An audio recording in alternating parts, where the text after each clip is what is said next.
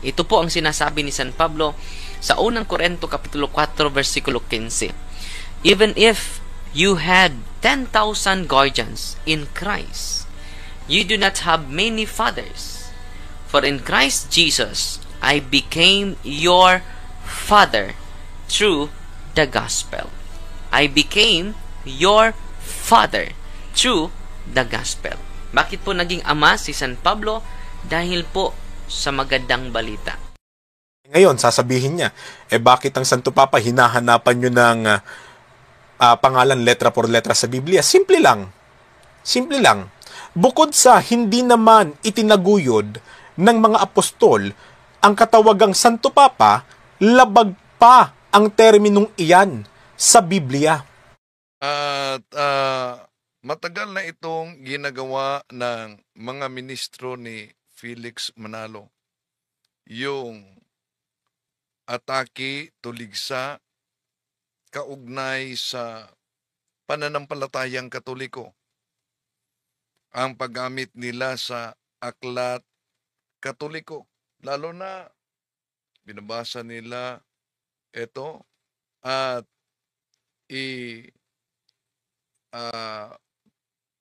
lalapat nila sa mabasa sa San Mateo Kapitulo 23:9. Ano po ba ang nakasulat sa Mateo 23:9? Na ang mabasa kasi dyan na huwag ninyong tawagin ang sinuman dito sa lupa na ama. Kaya para sa mga INC, ang ginawa ng simbahang Katoliko na ang mga kaparian ay tinatawag na ama ay isa umanong paglapastangan sa aral na nakasulat sa Biblia. Bakit? Sabi ng ministro, sino mang tao sa lupa ay bawal na tawaging ama. Pero ito ang ating tatalakayin bago tayo papasok sa punto por punto sa pagkakataong ito. Samahan niyo ko. Kasi kinalingan, pag palaging inulit-ulit ay magmukha talagang katotohanan para sa ating mga kapatid na kulang ang kaalaman. Ang pagkadaya ay maranasan sa iba't ibang paraan. Pero napakasakit pag madaya tayo sa pananampalataya. Dahil nanganib pati ang ating kaluluwa. Viva Cristo Rey! Pro Dio et Ecclesia! Kumusta sa lahat nating mga suking taga-subaybay? Welcome po. Kumusta ba signal natin dyan? Dahil bago lang nawala yung internet natin. So, sa pagkakataong ito mga kapatid, sasagutin natin ang matagal na din na paulit-ulit na tuligsa sa INC, itong iglesia ni Kristong kay Felix Manalo. Pero inanyayahan natin ang ating mga suking taga-subaybay na huwag kalimutang mag-like sa ating live at huwag din kalimutang mag-subscribe sa mga bago pa lang at pindutin ang bell button para updated kayo sa ating talakayan, mag-comment at i-share ninyo mga kapatid. Kumusta? At ating tatalakayin itong matagal na talagang paulit-ulit na tuligsa sa mga INC na tatag ni Felix Manalo kaugnay sa pananampalatayang Katoliko. At dahil ito'y paulit-ulit na nila na tuligsa, so atin ding sasagutin at i-share ninyo sa mga kapatid nating mga Katoliko para ma-aware din sila kung sakali na sila'y maanyayahan sa pag-attend sa isasagawang pangangaral ng mga INC dahil nag-iimbita ito ng mga miyembrong Katoliko na madala at maanib sa kanilang sikta. Ito'y isa sa mga bahagi sa kanilang propaganda. Sino mang tao sa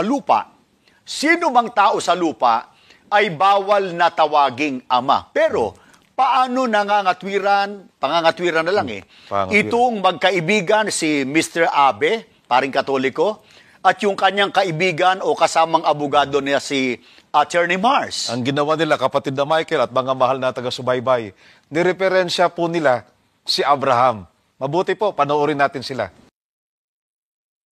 Kung babasahin po natin ang banal na kasulatan, umpisa pa lamang po ng Biblia, katakot-takot na tao na yung tinawag na ama. At ito nga po'y patutunayan dito sa atin ng Biblia. Protestante po yung ating babasahin na paboritong-paborito nitong mga born again. Yung ito New ito po International ang New Version. International Version. Ang binasa po ni Attorney Mars kanina ay ang King James Version, no, yung lumang version ng Protestant Bible.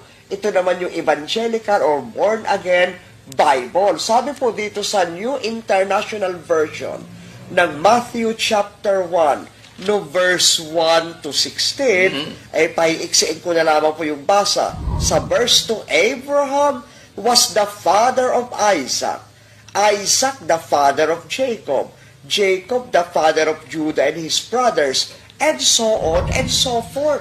Ay may binilang ko po yan, 36 lahat ng tao. Yan ay mga tao, tao. Na tinawag na Father. Ama. Yes. At yan po ay sa pasimula pa lamang ng bagong tipan sa aklat ni San Mateo ay talagang pinulbos na ng pagtawag ng Father doon sa Matthew chapter 1 verse 1 to 16. Kapatid na Bobby, yan ang sinasabi ng mag-BFF.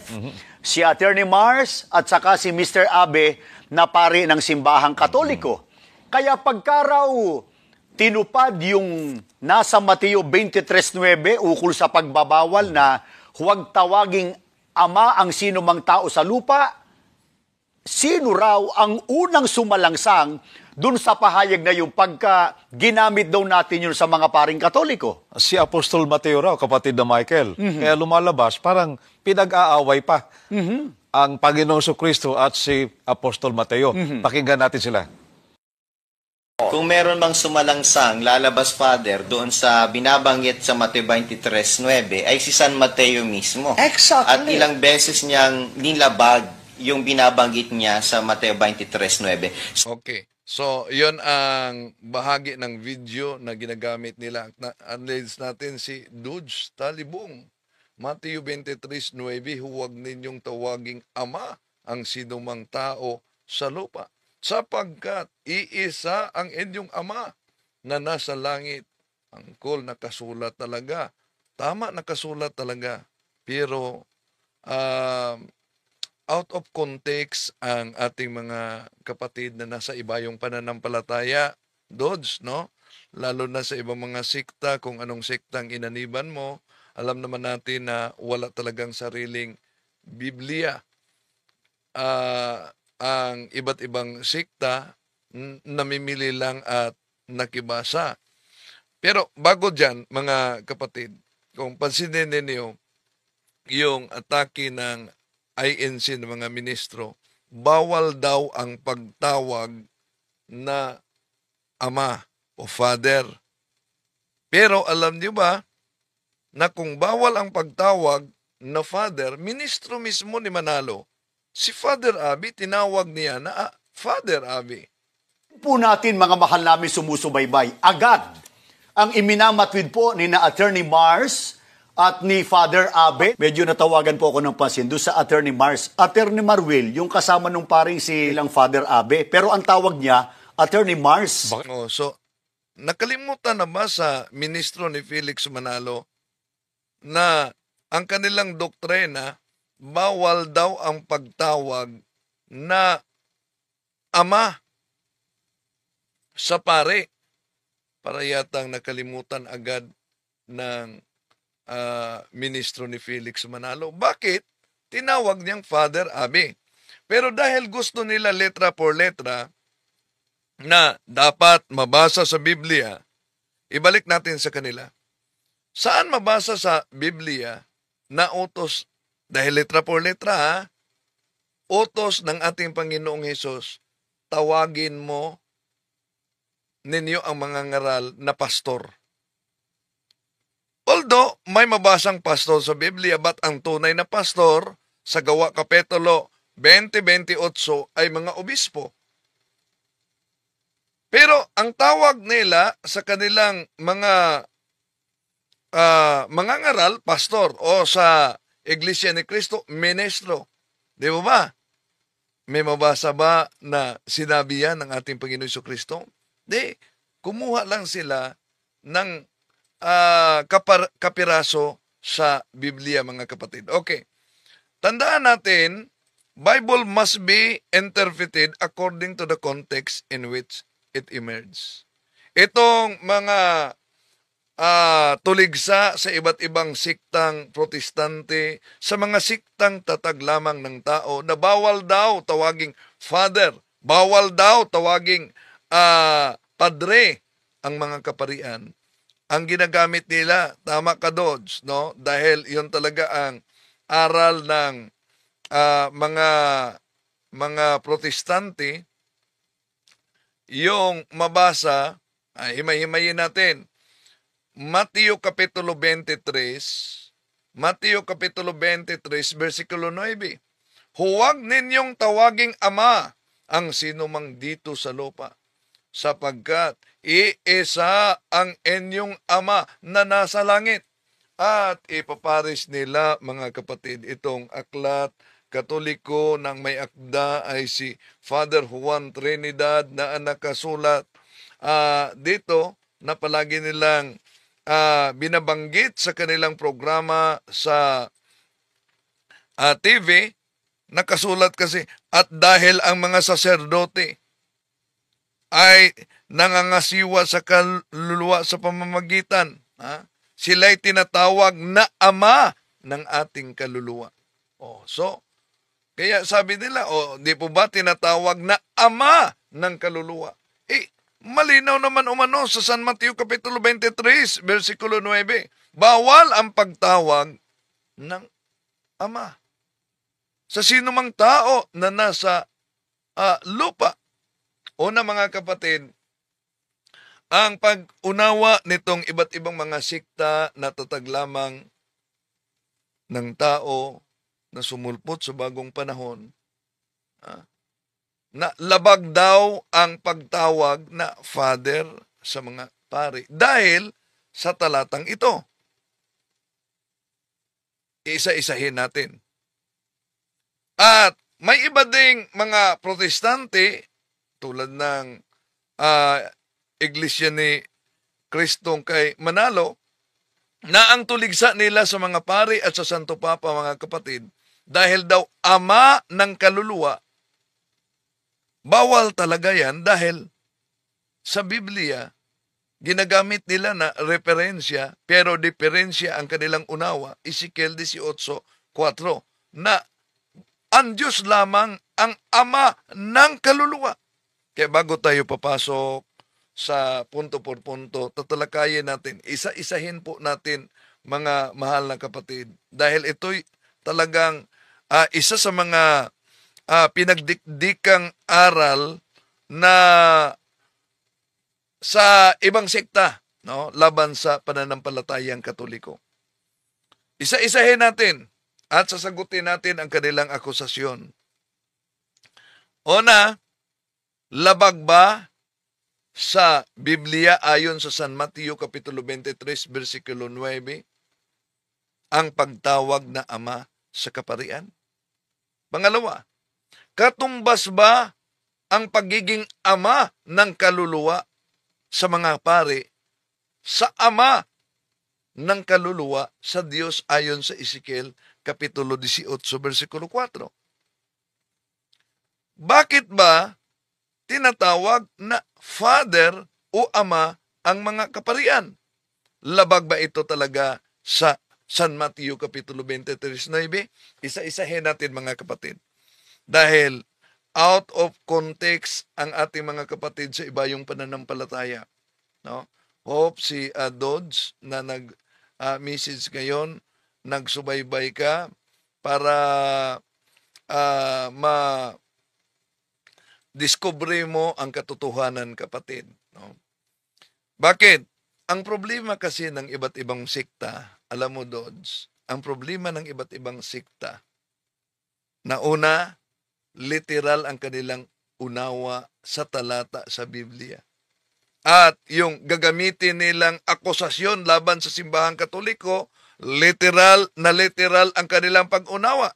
So kung ganon, kung di naman magtawag na Ama sa sino mang tao na nasa lupa, ang tanong dito, ano ang tawag nila sa kanilang tatay dito sa lupa? Alang naman pare. Dahil sabi kasi sa naturang talata na ginagamit nila, huwag ninyong tawaging ama ang sino mang tao dito sa lupa. Iyong tatay nila. Tatay ng mga protestante, ng mga born again. Tao yun, di po ba? At nasa lupa din yun. So, kung bawal ang pagtawag, ayon sa talatang San Mateo Kapitulo 23, versikulo 9, na literal na interpretasyon, abay, nakalabag sila mga kapatid sa nakasulat sa Biblia. Pero baka sabihin na, hindi. Yung ama ng espiritual ang tinutukoy dyan. Una, pag-aralan natin, Bible must be interpreted according to the context in which it emerged. Bakit? Pinagputol-putol kasi nila, mga kapatid, ang talata. Pinagchap-chap nila yung ginagamit nilang talata. Kaya dapat binasa nila yung katabing talata. Ano yung katabing talata? Di po ba ang binasa nila Mateo Kapitulo 23, versikulo 9. May mga katabing talata. Ba't di nila simulan sa 8? Pagkatapos ituloy nila doon sa 10. Kumplituhin natin. Isasama natin ang 8 at itutuloy natin sa 10. Ano ba ang nakasulat diyan? Ito po ang nakasulat, mga kapatid, para sa inyong kaalaman. Dahil sa kanilang literal na unawa. Tingnan natin, Ito ang nakasulat. Huwag kayong patawag sa mga tao na guro, sapagkat iisa ang inyong pinuno, si Kristo. At kayong lahat ay magkakapatid. Huwag ninyong tawaging ama ang sino man dito sa lupa, sapagkat iisa ang inyong ama na nasa langit. Sa 10. Huwag kayong patawag na mga pinuno, sapagkat iisa ang inyong pinuno, si Kristo.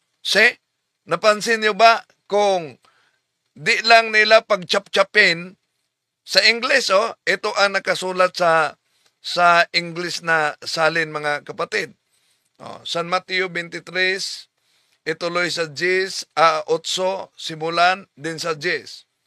You must not be called teacher, because you are all equal and have only one teacher. And you must not call anyone here on earth Father, because you have only one Father in heaven. You must not call teacher, because you are all equal and have only one teacher. Ano daw? Maliban sa Father, bawal ang pagtawag na guro. Iniwasan nila yan. Hindi lang. Bawal ang pagtawag na pinuno, leader. Sa 10, sa 8, bawal tawaging guro o teacher. Anong tawag nila sa mga guro sa paaralan. Ha? Dito pa lang kung literal ang pag-unawa ng mga anti-katoliko, mga kapatid, abay, dito pa lang, nalabag na nila. Bakit? Malinaw kung simulan natin sa 8. Anong sabi? Bawal ang pagtawag na guro sa English, teacher. Ang daming guro sa paaralan. Hindi lang yan. Ituloy sa 10. Bawal din ang pagtawag na mga pinuno. Ibig sabihin, leader. Ano ang tawag nila sa nasa gobyerno? Kaya lalabas, mga kapatid, na kung simulan natin ang pagbasa sa 8, tandaan ninyo ha, dahil ang kanilang ginagamit, yun lang, Mateo 23:9.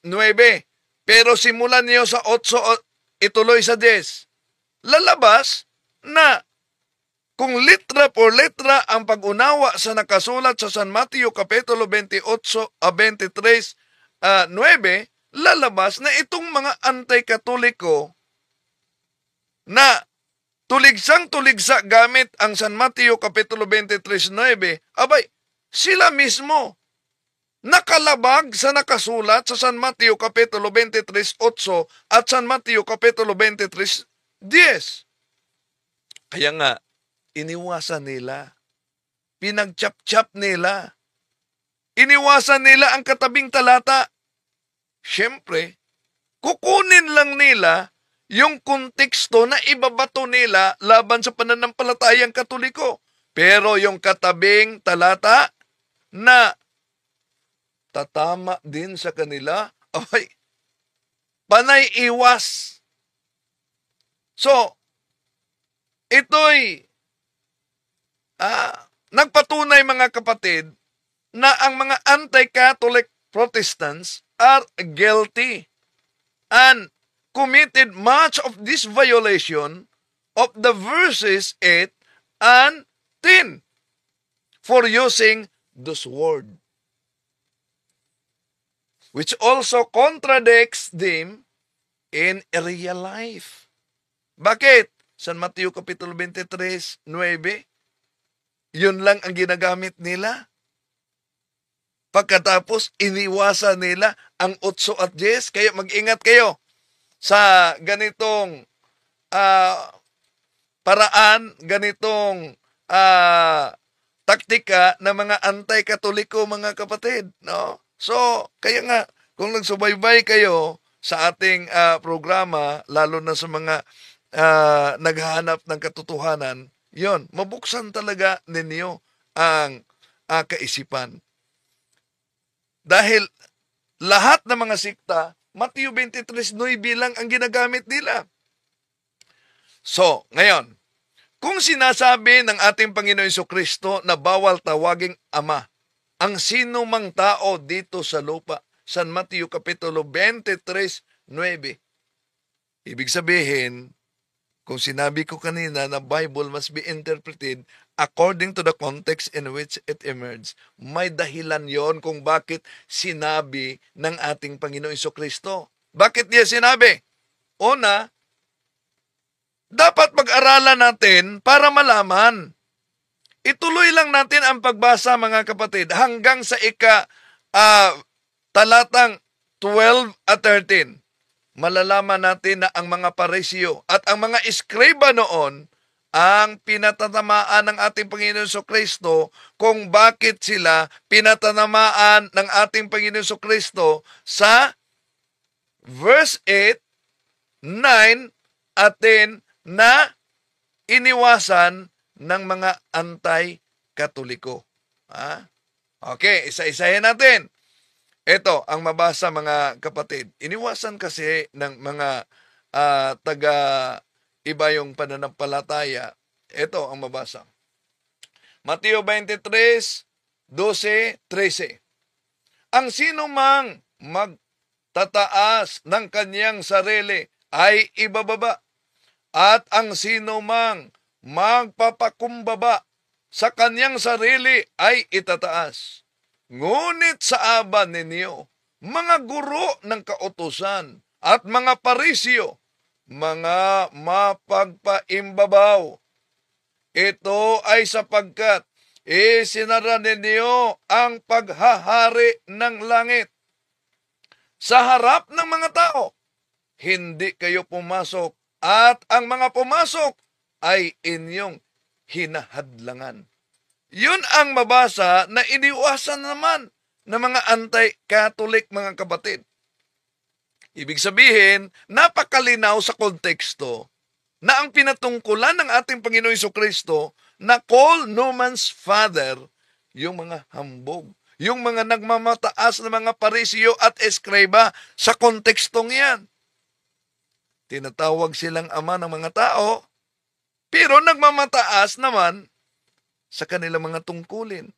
Sila yung mga nagyayabang, sila yung mga hambog na mga kinukundina ng ating Panginoong Jesucristo ang pagiging mapang-ibabaw o mapagmataas. Ang mga Hudyo, ang mga eskreba, ang mga paresyo, iyan ang buong istorya sa San Mateo Kapitulo 23, mga kapatid, na dapat binasa ang buong istorya kasi kung chap-chap at literal yung pag-unawa nila, abay, malinaw na yung kanilang interpretasyon sa Biblia, chap-chap din kahit literal. Lalabas na kontra-kontra din ang nakasulat sa Biblia na ipinagbabawal ni Jesus.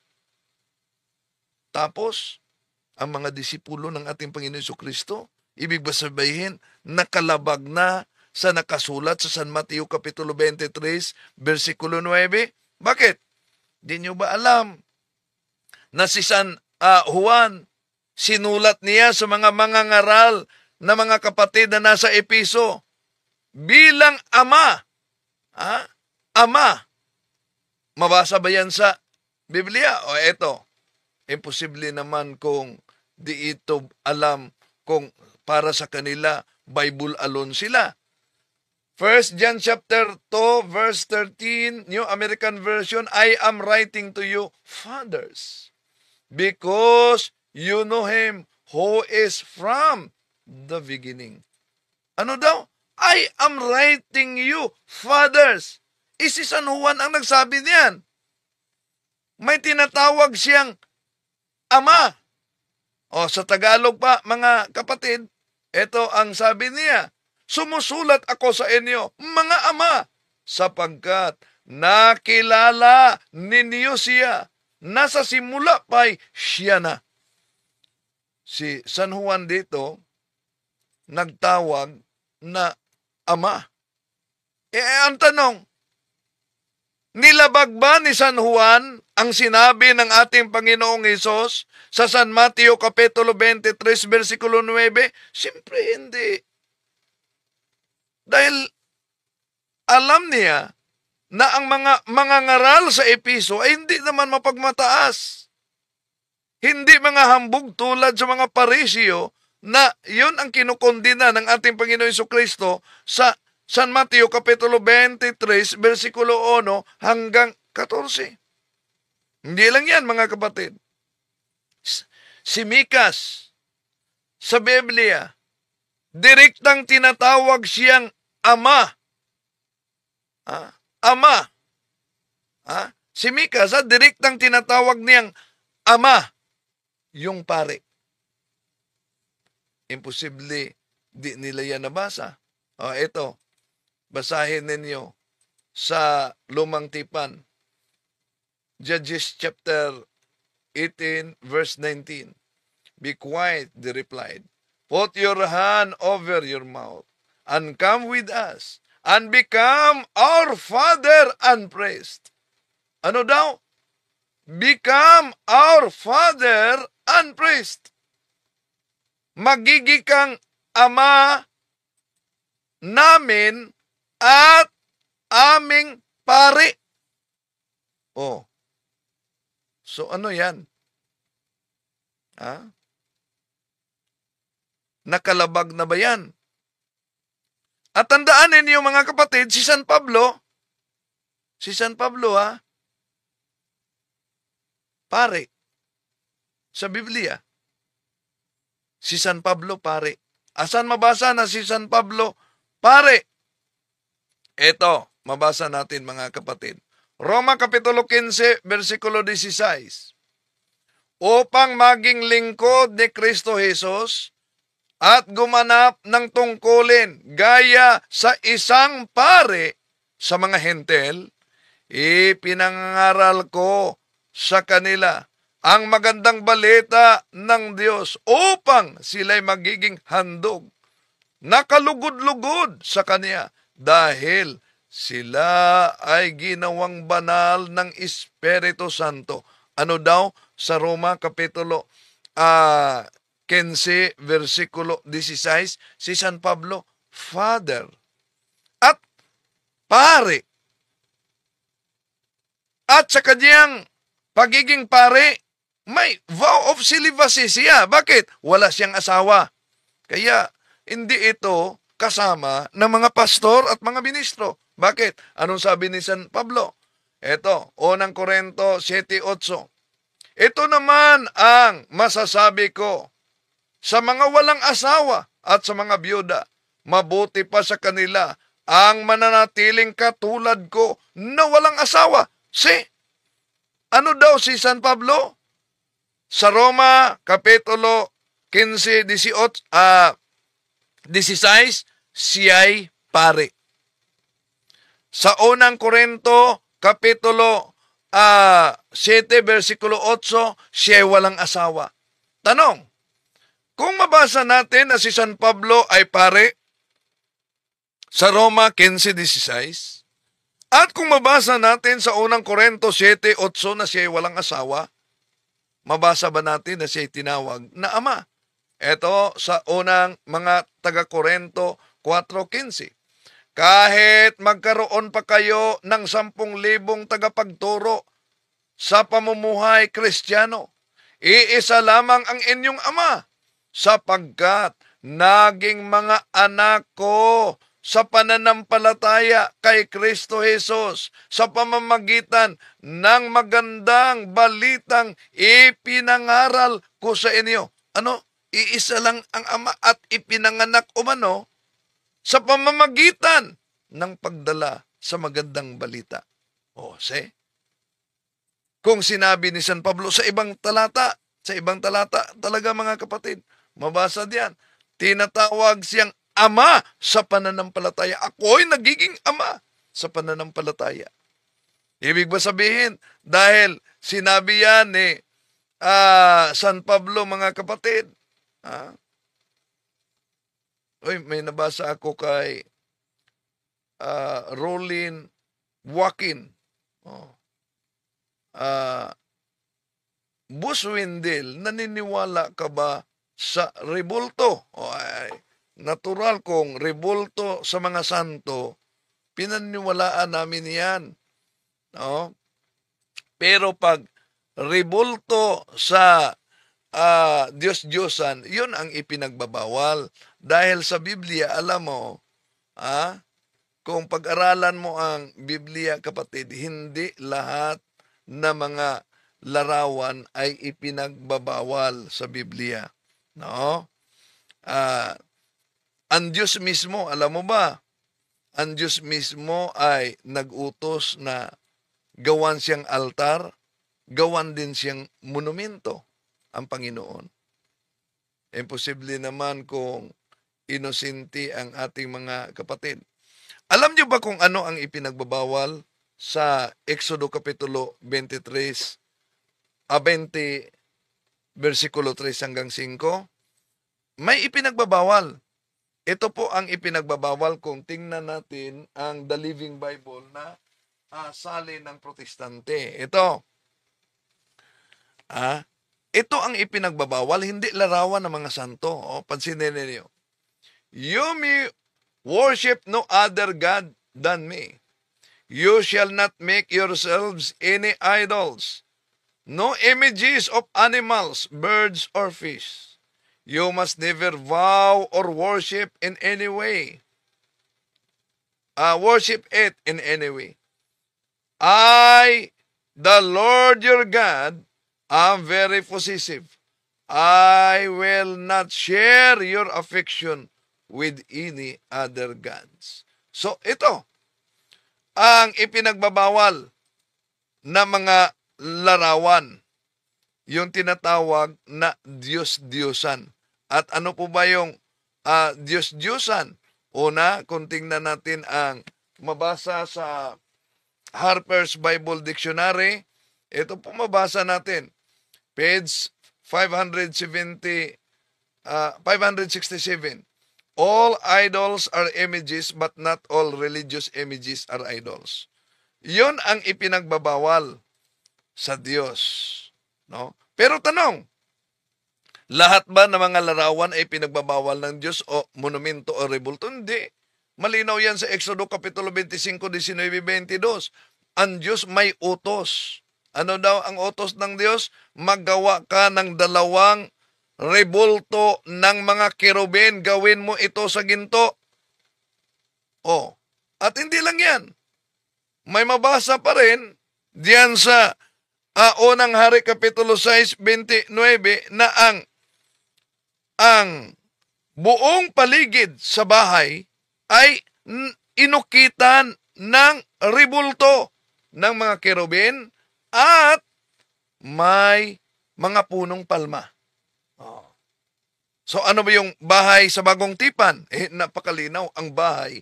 Unang Timoteo Kapitulo 3, versikulo 15, ang bahay ay iglesia ng Diyos, haligi at suhay ng katotohanan. Kaya nga, kung tignan natin ang Biblia, kapatid, no? Dahil ang ating mga kapatid sa iba yung pananampalataya na allergic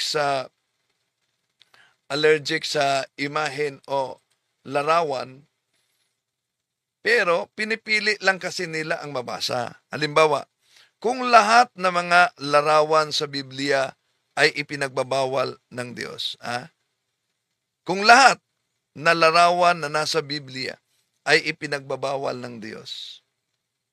Okay?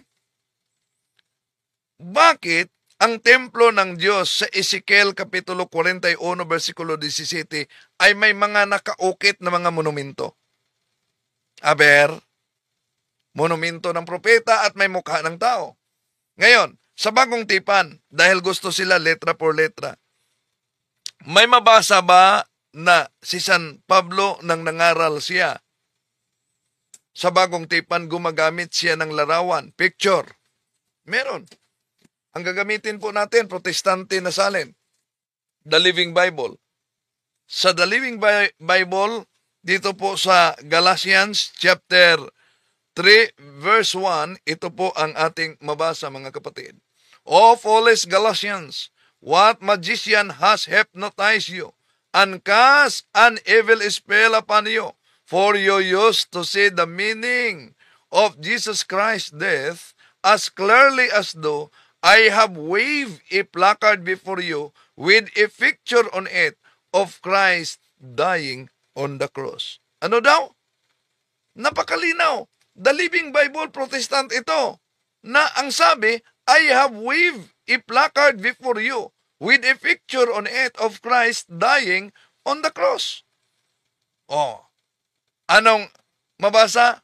Itinaas ko ang placard sa harapan ninyo, kasama ang larawan ni Kristo na namatay sa cross. O kaya nga, hindi lahat na larawan diyan sa Biblia, kapatid, ay ipinagbabawal. No? Gising-gising naman pag may time. At research naman pag may time. Dahil ang ibang mga sikta, basta larawan, nilalahat na nila. Pero ang tanong, bakit sa Ikalawang Hari, Kapitulo 23, versikulo 15 hanggang 18, inutos ng Diyos, inutusan si Propeta Josnias, inutusan ng Diyos, gibain, sunugin, wasakin ang lahat ng mga Diyos-Diyosan. Winasak yan, sinunog. Pero sabi ni Propeta Josnias, Kanino yang monumento na nasa itaas? Sabi ng mga tao, monumento yan ang propeta. Anong sabi ni Propeta Jusnias? Huwag niyo yang galawin. Ibig sabihin, hindi lahat na mga rebulto o monumento ay ipinagbabawal ng Diyos. Kaya, balik natin sa Ezekiel 41, versikulo 17-18, makita po natin na ang templo ng Diyos ay may mga nakaukit na larawan.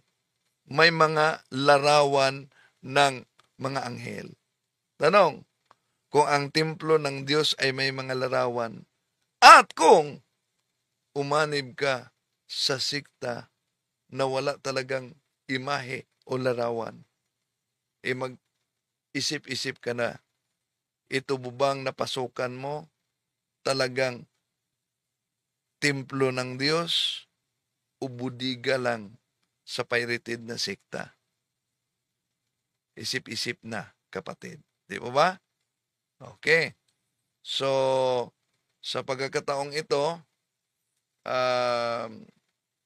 subukan natin na sabi ni Renant Lumayo, magbasa tayo sa world history. Pag-aralan natin, huwag tayo sunod-sunod sa pastor. Tama. No? Tama. Kailangan talaga magbasa. Dahil sabi ni John Henry Cardinal Newman, a former Protestant minister, hello kay Ferds Passioni, sabi niya, to be deep in church history is to stop to be a Protestant.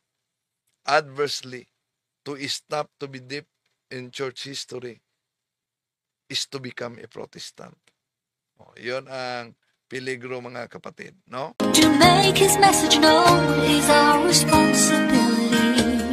So here we are to pledge our lives to the Lord of eternity.